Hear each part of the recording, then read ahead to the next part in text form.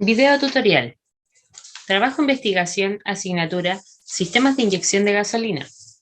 Este trabajo fue realizado por los alumnos Camilo Espinosa Navarro, Andrea López Sea, Sebastián Cubillos Guerrero y Catalina Godoy Vergara, todos de la sección 005D.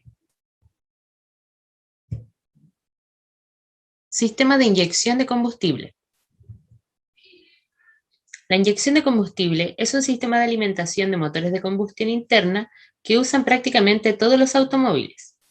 Los motores de gasolina pueden tener inyección de gasolina directa, en la que el combustible se introduce directamente en la cámara de combustión, o sea, en el cilindro, o de inyección indirecta, en la que el combustible se mezcla con el aire antes de la carrera de admisión.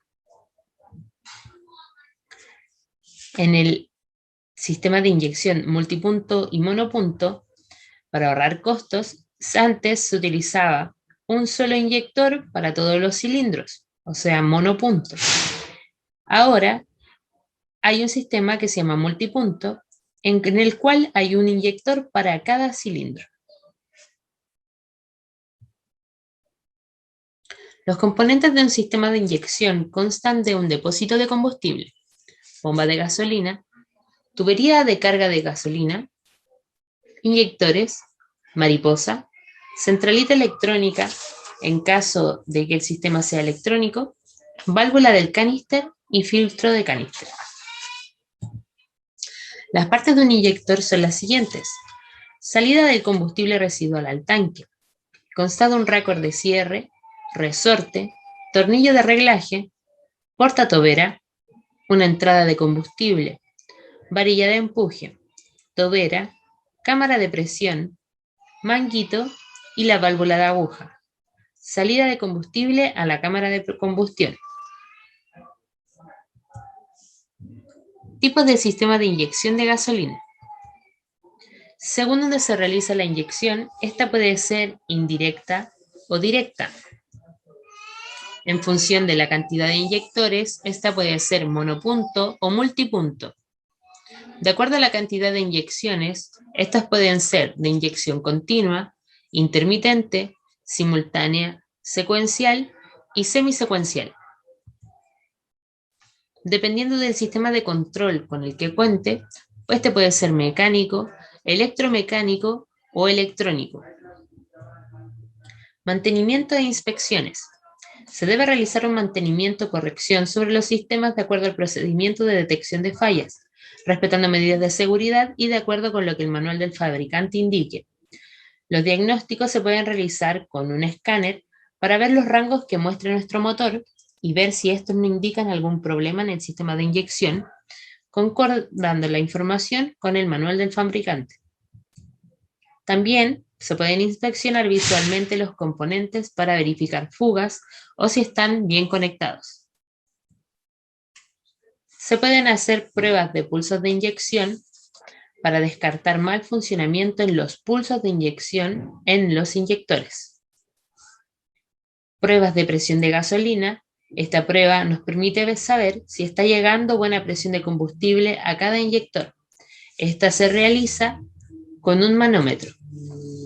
Esta lectura comprueba los rangos mencionados por el fabricante. También una limpieza de inyectores, verificando el estado de estos y reemplazarlos si se encuentran en mal estado. Sistema de encendido DIS. Ha existido durante casi una década y han eliminado gran parte del mantenimiento que solía estar asociado con el sistema de encendido. La ausencia de un distribuidor significa que no hay que reemplazar la tapa o el rotor del distribuidor y que no existen mecanismos problemáticos de vacío o de avance mecánico que causen problemas de tiempo. En consecuencia, los sistemas de encendido DIS son bastante fiables.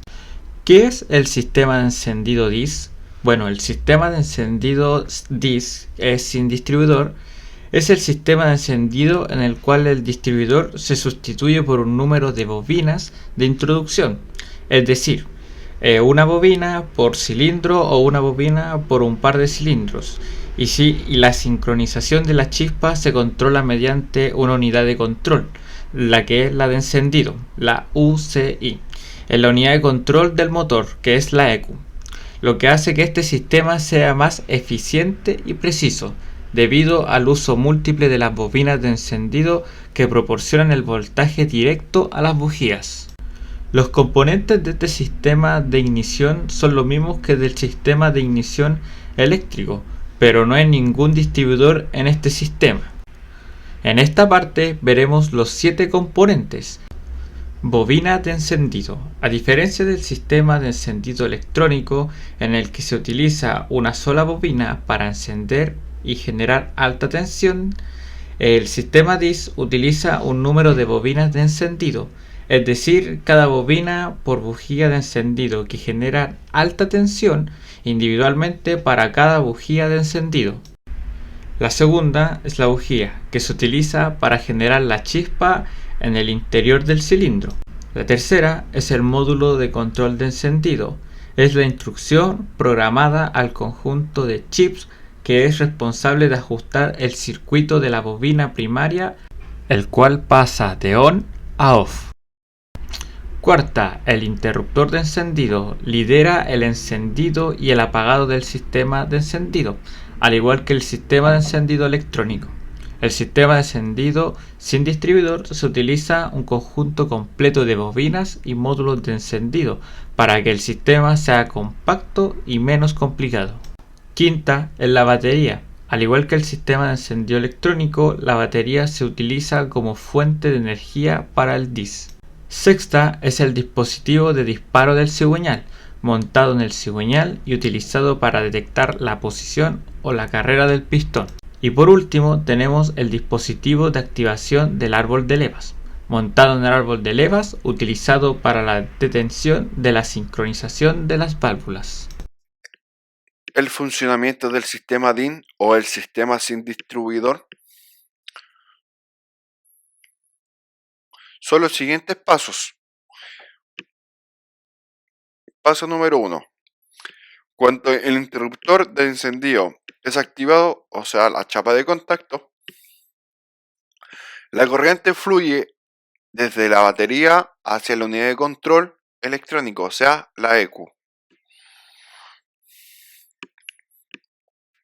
Y este procesa todos los datos que se activan en el momento y se calcula el tiempo. Simultáneamente está conectado al módulo de encendido y al conjunto de las bobinas.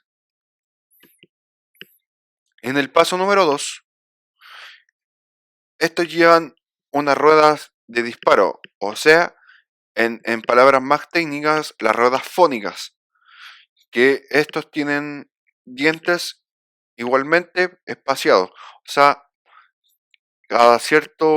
en una parte de los dientes lleva un espacio que interrumpe la señal. Y estos sensores de posición que consisten en recibir esa información de la rueda fónica es el CMP, que es el sensor de posición de árbol de leva, y el CKP, el cual determina la posición del cigüeñal. Cuando estos espacios se sitúan delante del sensor o del CMP, del sensor de posición de árbol de leva, o el CKP, que es el sensor de posición de cigüeñal. Cuando pasa la rueda fónica por el sensor, se interrumpe el campo magnético, ya que estos sensores funcionan de efecto Hall.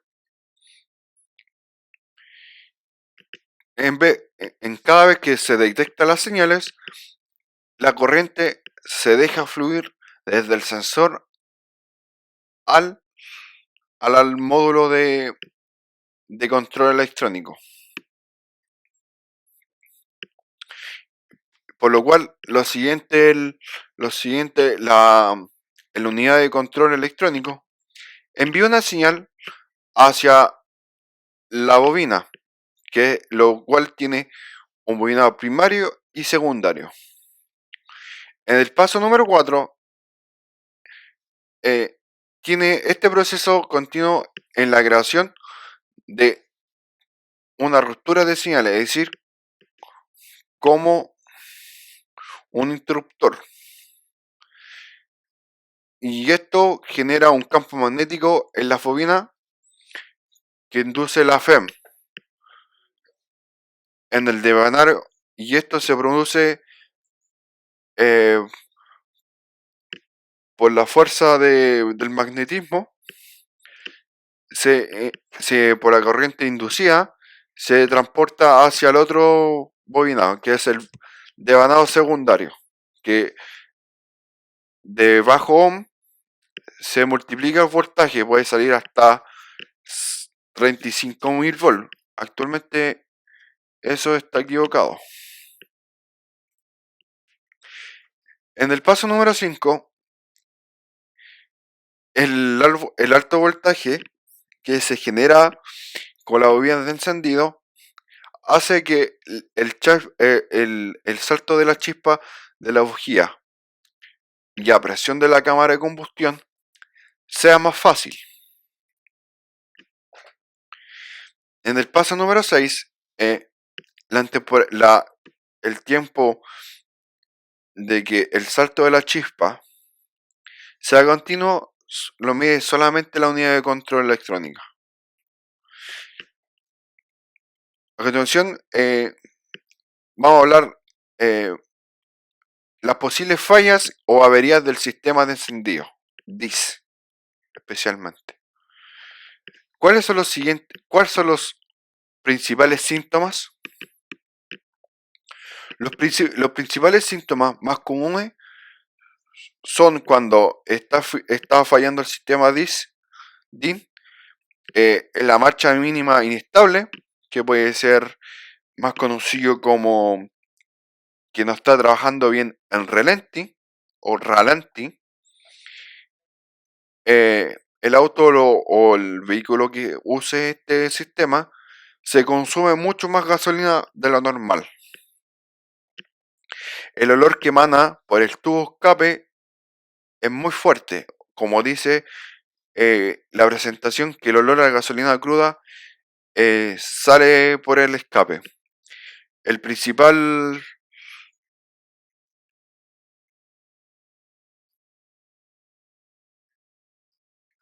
forma de notarse que está saliendo mezcla rica por el escape, o sea, mucha gasolina por el conducto del múltiple de escape, el principal humo negro. Eso significa que está saliendo benzina cruda por el escape. Eso se le denomina una mezcla rica. Y la principal luz de la muerte que se le dice es el check engine, que se prende automáticamente en el tablero Nosotros, ¿cómo son las pruebas básicas que se hacen para revisar la bombilla de encendido en el sistema DIN? Nosotros tenemos que verificar que la bobina esté disparando chispa. Con esto podemos sacar un cable de bujía, sacamos un cable de bujía y le ponemos destornillador, cualquier tipo de destornillador que sea con mango aislado, y hacemos la tierra con el motor y ponemos la punta del destornillador en el cable. Si salta la chispa entre el destornillador y el block, digamos, está tirando buena chispa. Y también se puede hacer más fácil con un probador de chispa, que es lo primero que se hace. Y también podemos verificar la presencia de alimentación de 12 volts de corriente continua en el conector. También podemos verificar la presencia de señal en el circuito restante. Y nosotros, ¿cómo comprobamos el bobinado de las bobinas? Antes de montar antes de montar en la bobina, tenemos que comprobar si llega la tensión correspondiente. También tenemos que verificar los conectores de la bobina. También revisar los cables de bujía que tengan sus resistencias correspondientes.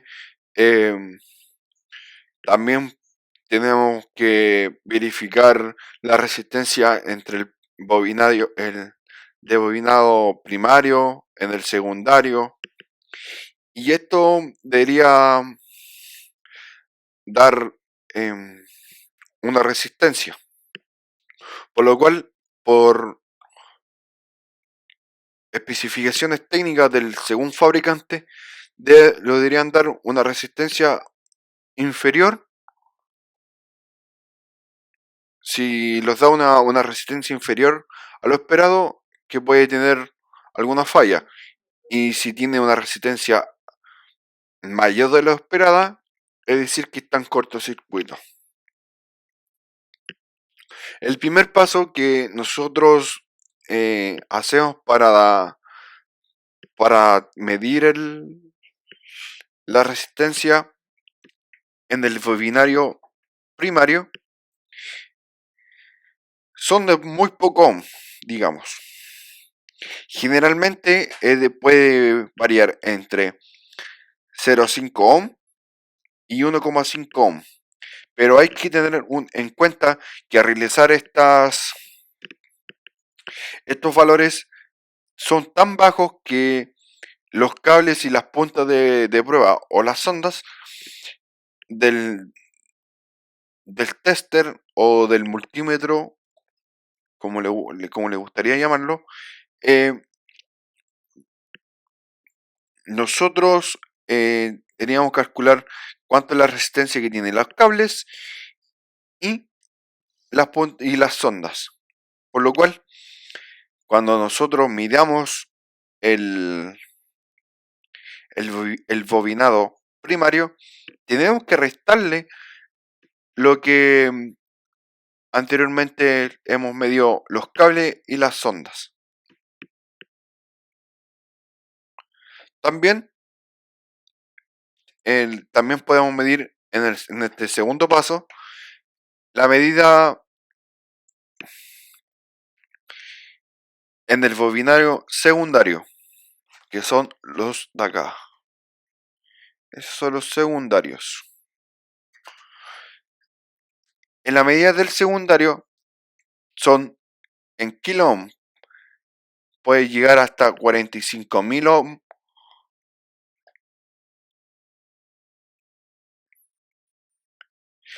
En esto tenemos que medir entre el primado secundario del bobinado secundario.